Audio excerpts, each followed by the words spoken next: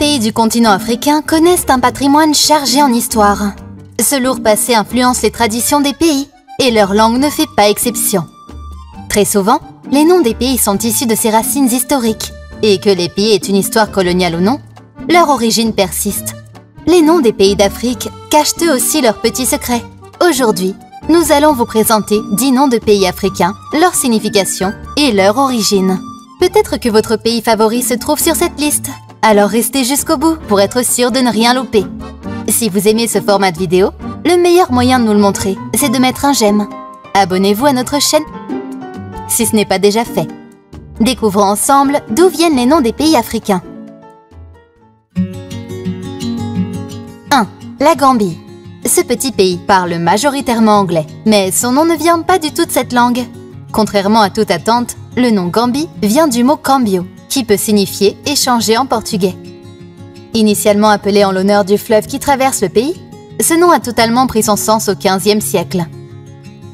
C'est à ce moment-là que la première vente internationale du pays est partie de la côte africaine pour aller jusqu'à Lisbonne. Les côtes de la Gambie et du Sénégal, qui sont étroitement liées, étaient alors très sollicitées dans la fin des années 1600. Malheureusement pour les habitants, en tant que les pays bordés par la mer, énormément de trades transatlantiques étaient effectués. Elles consistaient à déplacer des Africains, parfois par milliers, jusqu'à divers autres pays.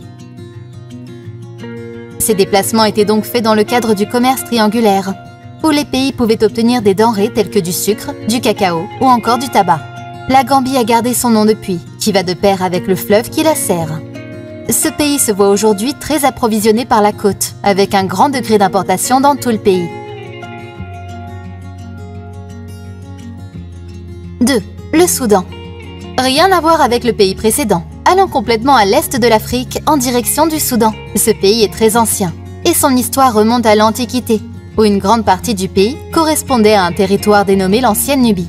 On l'appelait également pays de Couche, car il s'agit du nom d'un ancien royaume, instauré il y a plus de 2000 ans avant Jésus-Christ. Mais alors, quelle est la signification du nom du Soudan? Aussi étonnant que ça puisse être, Soudan veut littéralement dire « terre des Noirs » et vient de la langue arabe.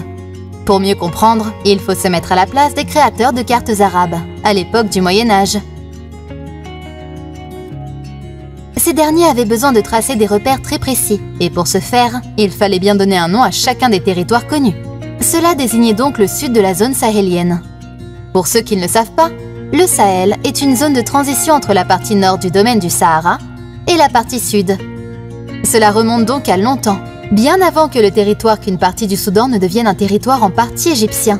Ce nom est resté depuis le Moyen-Âge et a subsisté malgré les changements et les événements nationaux. 3. Le Maroc. Pour les 2 prochaines destinations, place à des pays maghrébins. Et pour commencer, prenons celui qui est situé le plus à l'ouest sur la carte, le Maroc. Bien que ce dernier ne se résume absolument pas à Marrakech, force est de constater que c'est de là d'où vient son nom. Fondée en 1070, cette cité a toujours connu une influence berbère très importante dans ses traditions, et non pas une influence européenne comme on pourrait le croire. Auparavant, la capitale se prononçait alors Marrakech. Pour tout vous dire, elle avait alors vu 3 dynasties bien différentes se succéder. Et maintenant qu'on comprend un peu mieux d'où le Maroc vient, il sera plus aisé pour nous de savoir quelle est la signification de son prénom. En tamazirt, qui est la langue du peuple berbère, l'étymologie de Marrakech signifie littéralement « la terre de Dieu ». La religion de l'islam a donc un grand rôle dans les origines du Maroc, et il n'est pas étonnant qu'elle soit si répandue à travers tout le pays. 4. L'Algérie. Autre pays du Maghreb. L'Algérie connaît elle aussi une grande influence berbère, ne serait-ce que dans sa création, mais aussi dans son nom. Celui-ci découle du nom de la capitale du pays, Alger. Alger vient de la langue arabe et veut dire les îles. Et pour votre gouverne, ce nom a été choisi en l'an 950 par un des fondateurs d'une dynastie berbère. Mais pourquoi les îles, pensez-vous? L'explication n'est vraiment pas difficile à comprendre. En fait, si Alger s'appelle de la sorte, c'est en raison des petits îlots qui se trouvent en face du port de la ville. Plus tard, quand il fallait se décider d'un nom qui ferait honneur à la nation algérienne, on décida de s'inspirer du nom de la capitale ancienne, qui méritait d'obtenir de l'attention. C'est pour cela que le pays a été nommé l'Algérie. Nous voilà rendus à la moitié de ce top. Et qu'est-ce qu'on en a appris sur ces pays africains? Si cette vidéo vous plaît, pensez à liker cette vidéo et à la partager à vos amis et vos proches pour qu'ils en sachent plus eux aussi. N'hésitez pas à vous abonner et à activer la cloche des notifications pour être prévenu dès qu'une nouvelle vidéo sort. 5. La Côte d'Ivoire. Pour ce 5e nom, parlons de la Côte d'Ivoire. D'ailleurs, si vous souhaitez apprendre 10 faits que vous ignorez sur ce pays, nous vous invitons à aller voir notre vidéo à ce sujet. À l'inverse de nombreux pays présents sur le continent africain, la Côte d'Ivoire est l'un des rares à avoir gardé son nom colonial. En effet, il est indéniable que la colonisation fut une partie intégrante de l'histoire de ce pays, et cela lui aura laissé des traces indélébiles, comme son nom.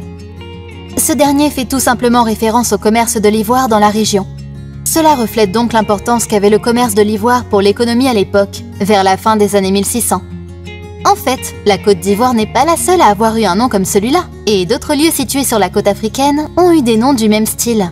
On a par exemple la Côte de l'Or, qui était l'ancien nom du Ghana, ou bien encore la Côte des céréales. 6. Le Rwanda.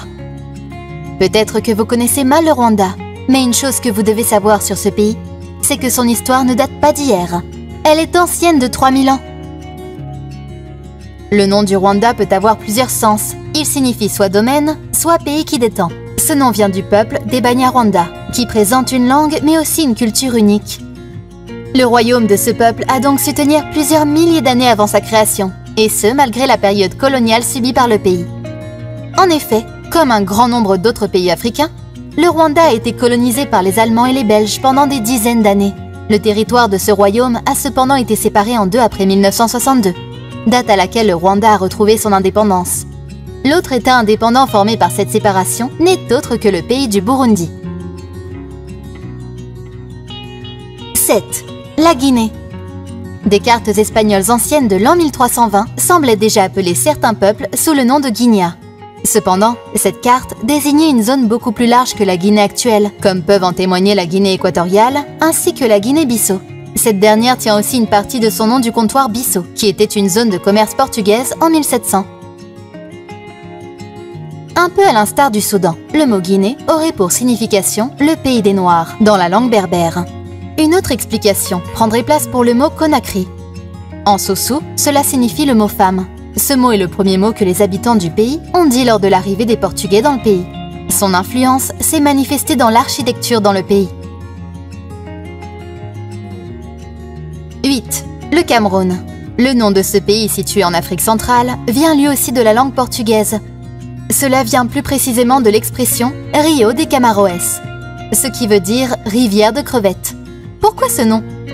C'est le nom que les explorateurs portugais ont donné au fleuve Wouri dans les environs de 1400, tant il y avait de crevettes dans le cours d'eau. Mais comment est-on arrivé de Rio de Camaroes au nom Cameroun? Vous avez bien raison, il manque quelques étapes. Pour faire court, ce sont les Anglais qui ont déformé le nom portugais, passant alors de Camaroes au nom Cameroons. Au fur et à mesure, le nom original du pays s'est donc transformé pour le nom Cameroun. 9. Le Sénégal. 9e pays. Le Sénégal a un nom aux origines assez sympathiques. Plusieurs hypothèses existent, la première étant celle d'un nom d'origine berbère. Ce nom aurait pour signification « là où sont nos frontières », en référence à la région du Cayor. D'autre part, la théorie un peu plus amusante viendrait tout droit de la langue Wolof, encore parlée dans le pays à ce jour. Des personnes confirment que ce nom viendrait de la question « C'est notre pirogue ?» comme l'abbé français David Boilat l'a écrit dans son livre en 1850. C'était en fait la première phrase prononcée par les Sénégalais lors de l'arrivée de certains colons. 10. Le Tchad. C'est le dernier pays de cette vidéo. Parlons des origines et de la signification du nom du Tchad. Ce pays centrafricain tient son nom de la langue kanuri, avec un mot de base qui signifie lac. La raison derrière ce simple mot, c'est que le Tchad se nomme d'après le lac du même nom. Et oui, le Tchad a une longue histoire, et qui ne se résume pas à sa période coloniale. 3 grands royaumes se sont succédés, et ont longtemps géré la nation à travers plusieurs siècles. Ces royaumes étaient nommés le Kanem, le Wadaï et le Baguirmi. De nos jours, le Tchad a le statut de république démocratique, mais s'est retrouvé sous le pouvoir de l'armée depuis la mort du président au mois d'avril 2021. Avec toutes ces étymologies, vous avez forcément appris des choses sur des noms de pays africains.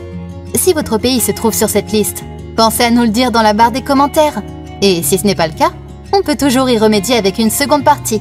Il suffit de nous le dire. On vous remercie de votre visionnage. Et on espère vous revoir très bientôt sur notre chaîne.